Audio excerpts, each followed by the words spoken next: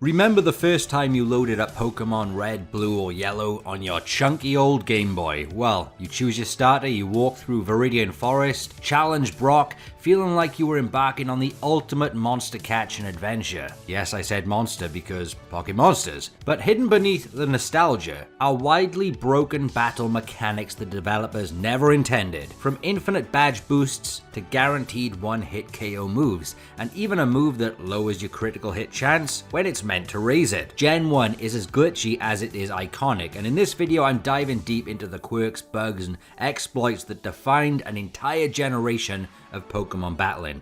Buckle up.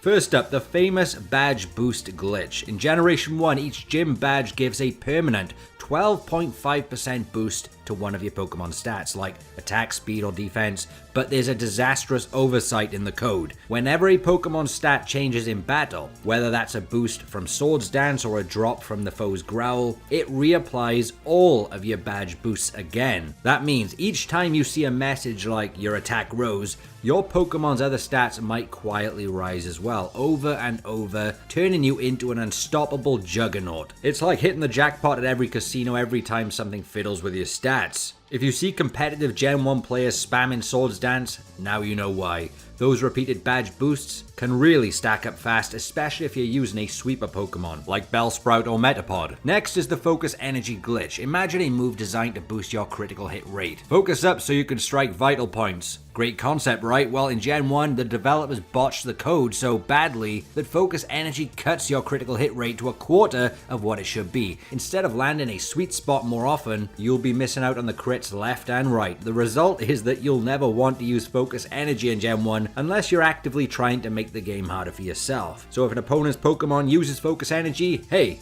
free turn for you. And if you're thinking of using it, well now, you know you shouldn't. Your critical hit rate will thank you. While we are talking about critical hits, you might wonder how Gen 1 actually calculates those criticals. In modern Pokemon games, there's a universal crit chance that can be raised by items or moves. Not so in Gen 1. Here your crit chance is directly tied to the user's speed stat. Combine a high speed with certain moves like Slash, Razor Leaf, or Crab Hammer, moves that have their own built-in crit modifiers, and you can skyrocket your crit rate to absurd levels. Persian, for instance, can land criticals on Slash nearly every time, making it a sneaky powerhouse. But be careful, critical hits ignore stat boosts, including your own. If you spend time boosting your attack with Swords Dance, a crit from your Pokemon actually throws away those attack boosts. In some fights, you weirdly don't want to crit because your normal boosted attacks do more damage. Crazy, right? Well, the more you know. Now picture this, you've got a move listed as 100% accuracy, like Thunder Shock or even Swift, which is supposed to never miss, right? Well, suddenly, the game says it misses. What the hell? This is the notorious 1/256 miss glitch, an off by 1 error in the code. Even if a move is effectively guaranteed to hit, there's still a 1 in 256 chances it starts swatting flies. It's basically the game rolling a hidden 0 when it should be rolling between 1 and 255. Don't try to exploit this, it's just random, but sometimes it does save you or ruin your day in high stakes battles. Now for the big one. Partial trapping moves. Moves like Wrap, Bind, Fire Spin, and Clamp force the opponent into a multi-turn fiasco where they can't move, they can't switch, they can't do anything. It's so annoying. But the real kicker, in Gen 1, the game checks if the trapping continues before giving the trap Pokemon a turn. So if you're faster and keep landing Wrap or Fire Spin each turn, your opponent might never, ever get to act, especially a soft lock. It's broken, it's frustrating to be on the receiving end, and it's how some competitive Gen 1 players have shut down entire enemy teams. This is why I don't like Gen 1 Tentacruel. One miss breaks the cycle though, so there's always a bit of tension. Now everyone knows Hyper Beam is super strong. It was practically the big damage move of Gen 1. The intended drawback is that you need to recharge on the next turn, but not if you KO the target. Yes, if you defeat an enemy with a Hyper Beam in Gen 1, the game forgets to impose a recharge turn. This means you can just fire it off again on the next poor victim. Pair that with a speed-based crit system and it wrecks entire teams, especially if you're faster or get a good type matchup. matchup. Now, X accuracy was probably something you ignored as a kid, maybe even today. Why bother with items when you could just spam Thunderbolt, right? But in Gen 1, X accuracy is unbelievably broken. Using it essentially sets your accuracy to a state that can't miss normal moves. Even more ridiculous, this includes one-hit KO moves like Horn Drill, Guillotine, or Fissure. So if your Pokemon is fast enough to bypass the one-hit KO speed check, you can spam these moves with zero chance of missing. That's right, guaranteed instant knockouts. It's a huge exploit in speedruns and can trivialize the Elite Four if done right. Next up, a nasty combo glitch known as Toxic and Leech Seed. Under normal circumstances, Toxic causes badly poisoned damage to ramp up each turn. Leech Seed takes a flat fraction of HP each turn. In Gen 1, these two effects get linked, so Leech Seed's drain ramps up in the same way Toxic damage does, meaning if you are Venusaur, you seed someone and badly poison them, Leech Seed will escalate every turn until it siphons massive chunks of health. This can be devastating if the opponent doesn't switch out or queue the status. Now let's talk about sleep. You wake up, you go on the attack. Oh wait, not in Gen 1. If your Pokemon wakes from sleep, that uses up the entire turn. You get no chance to act. A faster opponent can immediately put you right back to sleep before you can do anything.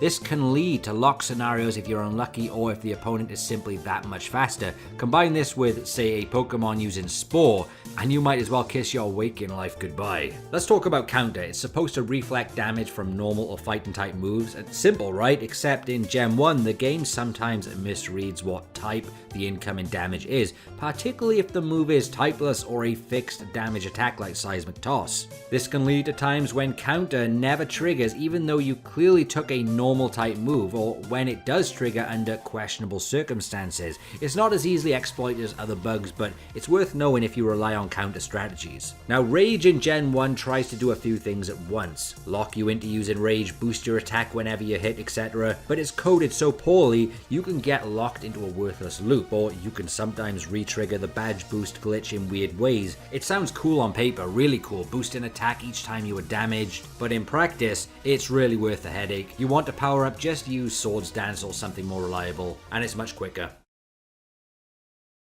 And then there's the Disable glitch. Disable is supposed to disable the last move your opponent used. Instead, in Gen 1, it picks up a random move from the opponent's 4 moves to disable, completely ignoring which move you used last. This means you can't really strategize with a disable like you want to, but you can get lucky and disable the foe's best attack by chance. Oh, hello Substitute. In Gen 1, it's also famously janky. You'd expect it to block status conditions like being paralyzed by a body slam, but it doesn't always work that way. Some secondary effects can go right through the sub. Multi-hit moves can bust through and still damage you within the same turn. Finally, the type chart has its own issues, especially with Ghost versus Psychic. The manual said Ghost was super effective against Psychic. In practice, Psychic resists Ghost in Gen 1. Wait, that's not what the anime told me. I needed a Ghost Pokemon to defeat Sabrina. Well, anyway, this sealed Psychic's throne as the dominant type back then, making powerhouses like Mewtwo or Alakazam almost unstoppable.